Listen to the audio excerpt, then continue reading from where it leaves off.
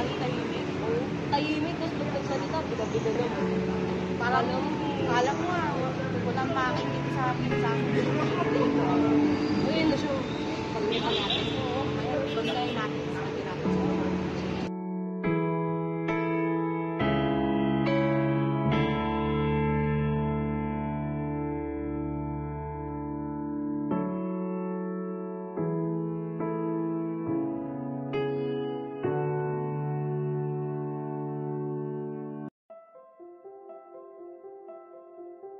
Bullying is unacceptable behavior that the adult student have a responsibility to stop.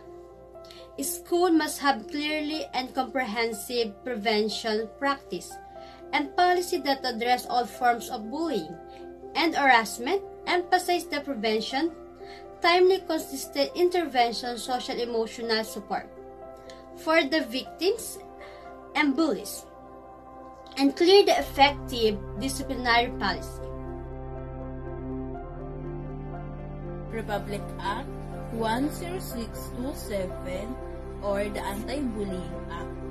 The act aims to protect the children enrolled in kindergarten, elementary, secondary schools, or learning center from being bullied.